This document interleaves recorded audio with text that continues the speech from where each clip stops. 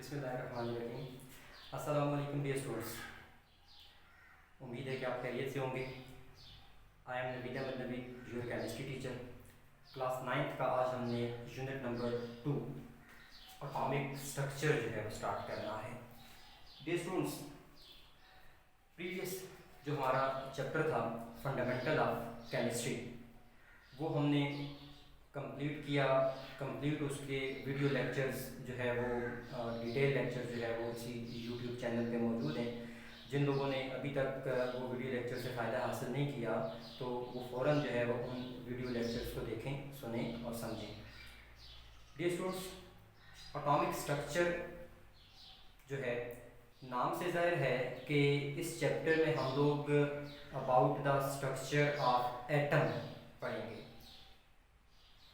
अब जो हमारा आज का पहला टॉपिक होगा, इस टॉपिक में हमने इंट्रोडक्शन पढ़ना है अबाउट द एटम और कुछ बेसिक बातें एटम की करके हम थ्योरीज की तरफ जो है वो मूव करेंगे, और ये वो थ्योरीज होंगी जो कि एटम की स्ट्रक्चर को एक्सप्लेन करती हैं। तो डियर स्टूडेंट्स, सबसे पहले हमने बात करनी है मैटर पे। चैप्टर नंबर 1 में भी हम लोग इस पे बात कर चुके हैं, मैं रिपीट कर देता हूँ। आपको याद होगा कि हमने कहा था कि matter is anything which occupy space and have some mass. कि कोई भी चीज़ जो स्पेस ऑक्युपाई करती है, जगह घेरती है, और उसका कुछ ना कुछ मास होता है, आम जुबान में जिसको हम वज़न कहते हैं, तो उस चीज़ को हम क्या नाम देते हैं? मैटर का नाम देते हैं।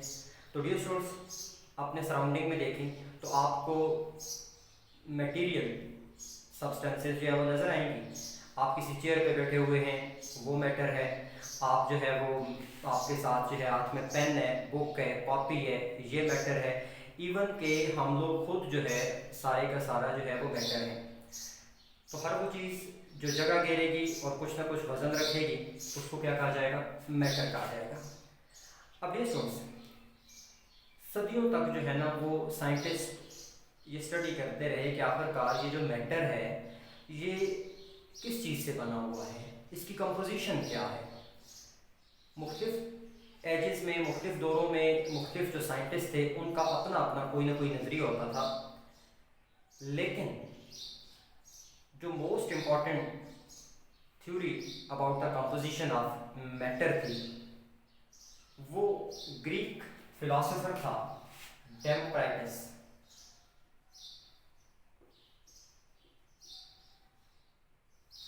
ये जो डेमोक्राइटस है, इसने जो है ना वो ये 460 to 370 BC जो है, 460 to 370 BC, बिफोर क्राइस्ट, कबल मसीह जिसको हम कहते हैं।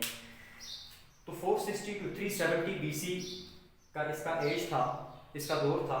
तो डेमोक्राइटस ने सबसे पहले ये कहा कि जो मैटर है वो बहुत छोटे छोटे पार्टिकल्स से बना हुआ है, और ये ऐसे पार्टिकल्स हैं जिनको मज़ीद तकसीम या डिवाइड नहीं किया जा सकता।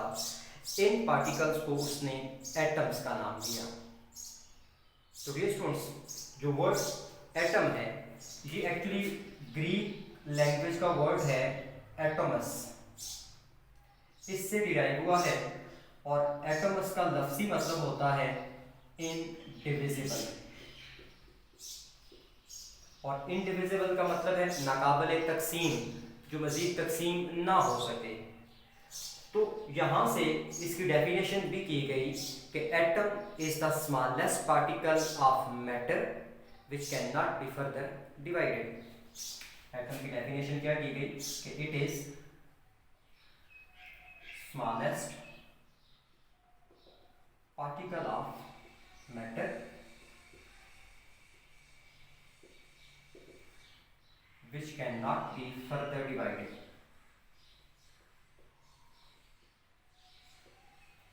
एटम जो है वो मैटर का एक छोटा पार्टिकल है, एक सबसे छोटा पार्टिकल है जिसको हम मज़ीद तकसीम नहीं कर सकते। आप इस बात को ऐसे समझ लें कि लेट ये मार्कर है, कोई ना कोई मैटर है, अगर हम इसको तकसीम करना शुरू कर दें, तोड़ना शुरू कर दें, और तोड़ते तोड़ते तोड़ते तोड़ते एक इतना छोटा पार्टिकल इसका हासिल कर लें कि जिसको मज़ीद ना तोड़ा जा सके, जिसको मज़ीद तकसीम ना किया जा सके, तो डेमोक्राइटिस के मुताबिक वो पार्टिकल क्या है? एटम है। अब ये स्टूडेंट्स, एटम का वर्ड तो यूज़ हो गया, और कब हुआ? तकरीबन जो है ना वो इस एज में 460 to 370 BC जो था, इसमें ये यूज़ हुआ। लेकिन इसके बाद भी एटम्स पर रिसर्च जो है वो चलती रही, और ये रिसर्च जो है वो सिस्टमेटिक वे में बहुत सारे साइंटिस्ट ने की। लेकिन इनमें सबसे पहले एटम पे काम करने वाले जिस शख्स का नाम सामने आता है वो एक इंग्लिश साइंस टीचर था, जॉन डाल्टन। जॉन डाल्टन ने 1808 में अपनी एक बुक लिखी थी, a new system of chemical philosophy. उसकी बुक का नाम है a new system of chemical philosophy. इस बुक के अंदर उसने स्ट्रक्चर ऑफ एटम के हवाले से एक थ्योरी प्रपोज की थी, एक नजरिया दिया था, which is called as Dalton atomic theory. अब ये डाल्टन एटॉमिक थ्योरी कहा जाता है कि ये एटम के बारे में पहली सिस्टमेटिक थ्योरी थी। इस थ्योरी में एटम की डिफरेंट प्रॉपर्टीज और एटम का जो बिहेवियर था उसको डिस्कस किया गया था। इस थ्योरी के कुछ पास्टुलेट्स हैं जो हम बारी बारी डिस्कस करते हैं। पास्टुलेट नंबर 1 है कि matter is composed of very small particles called atom. कि मैटर जो है वो छोटे छोटे पार्टिकल से मिलकर बना होता है, और इन छोटे पार्टिकल्स को हम क्या कहते हैं? एटम्स कहते हैं। यानी दूसरे अल्फाज में पास्टुलेट नंबर 1 में उसने एक्चुअली कंपोजिशन ऑफ मैटर के बारे में बताया है कि मैटर जो है this is composed of tiny particles, small particles which are called as atoms. Postulate number 2 है कि atom is an indivisible particle. और डियर स्टूडेंट्स, अभी मैंने आपको बताया है कि जो वर्ड इनडिविजिबल है, इनडिविजिबल का मतलब होता है नाकाबिले तकसीम। यानी पास्टुलेट नंबर 2 के मुताबिक वो ये कहता है कि एटम एक नाकाबिले तकसीम पार्टिकल है, एक ऐसा पार्टिकल है, एक इतना छोटा पार्टिकल है जिसको आप मजीद तकसीम या डिवाइड नहीं कर सकते।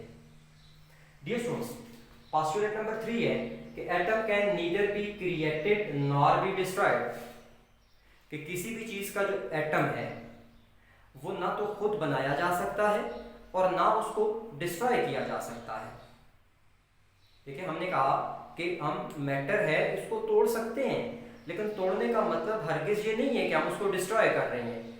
हम बेसिकली जो है वो इसकी जो पार्टिकल साइज है उसको छोटा कर रहे हैं। तो एटम ना कभी खुद बनाया जा सकता है, ना इसको जो है वो तबाह किया जा सकता है, डिस्ट्रॉय किया जा सकता है, बल्कि एटम जो है ये चूंकि स्मॉलेस्ट पार्टिकल है, बिल्कुल छोटा पार्टिकल है, तो इसलिए जब एक दफ़ा अकॉर्डिंग टू डाल्टन थ्योरी कि जब एक दफ़ा ये एटम हमें हासिल हो जाए तो हम उसको मजीद जो है वो तकसीम नहीं कर सकेंगे। डियर स्टूडेंट्स, पास्टुलेट नंबर 4 है atoms of an element is identical in shape, mass and also in other properties. कि एक जो एलिमेंट है उसके अंदर जितने भी एटम्स हैं वो अपनी प्रॉपर्टीज में, अपनी शेप में और अपने मास में क्या होंगे? एक जैसे होंगे। फर्ज करें अगर हमारे पास जो है वो ये है जी हाइड्रोजन एलिमेंट है, हाइड्रोजन गैस है।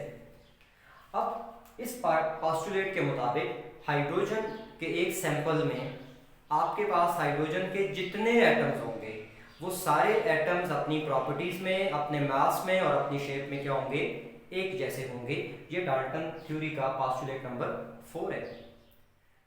Number 5, atoms of different elements are different in properties. अगर एक ही एलिमेंट है तो उसके सारे एटम्स क्या होंगे? एक जैसे होंगे। लेकिन अगर एलिमेंट डिफरेंट हो गए हैं तो फिर उनके एटम्स भी एक दूसरे से डिफरेंट होंगे। फर्ज करें कि अगर हमारे पास जो है ना वो H2 है और O2 है, हाइड्रोजन गैस है और ऑक्सीजन गैस है। तो डियर स्टूडेंट्स, अभी हमने कहा कि हाइड्रोजन के एक सैंपल में सारे के सारे जो पार्टिकल्स हैं, एटम्स हैं, वो एक जैसे होंगे। ऑक्सीजन के सैंपल में सारे के सारे एटम जो है वो एक जैसे होंगे, ये था postulate number 4।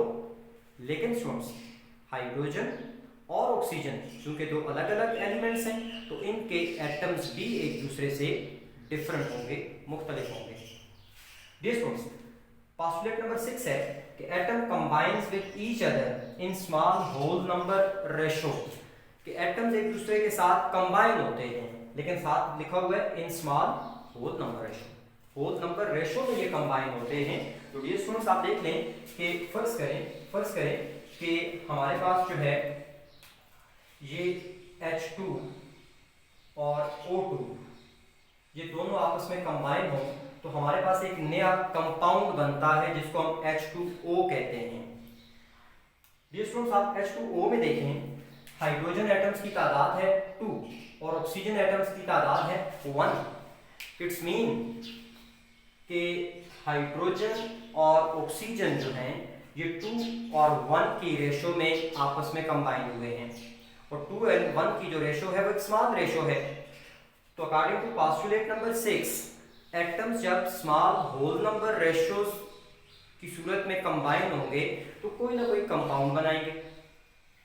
And dear students, postulate number 7 है कि all chemical reactions are due to combination और सेपरेशन ऑफ एटम्स, कि एटम्स के बीच में जितने भी केमिकल रिएक्शंस होते हैं वो या तो उन एटम्स के कॉम्बिनेशन मिलने की वजह से होंगे या सेपरेशन अलग अलग होने की वजह से होंगे। फिर इसी एग्जांपल को देख लें कि यहाँ आपके पास दो एलिमेंट हैं, हाइड्रोजन और ऑक्सीजन। जब ये हाइड्रोजन और ऑक्सीजन 2:1 से कंबाइन हुए हैं, दिस इज कॉम्बिनेशन, तो 2:1 से कंबाइन हुए हैं तो एक नया प्रोडक्ट बन गया है, ये केमिकल रिएक्शन है।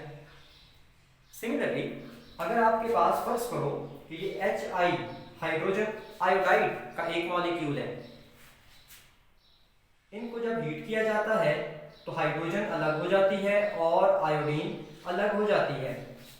तो यहाँ भी ये भी एक केमिकल रिएक्शन है, बट इस केमिकल रिएक्शन में एटम्स कंबाइन नहीं हुए बल्कि सेपरेट हुए। तो एटम का जब कॉम्बिनेशन होगा तो फिर भी केमिकल रिएक्शन होगा, और एटम्स की जब सेपरेशन होगी तो फिर भी केमिकल रिएक्शन होगा। तो ये स्टूडेंट्स, ये हमारे पास आज का बेसिक छोटा सा टॉपिक था, Dalton atomic theory.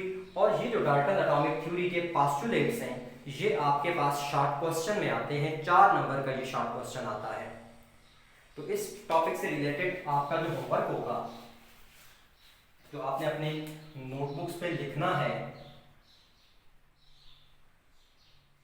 Dear students, homework आपका है write down the postulates of Dalton's atomic theory।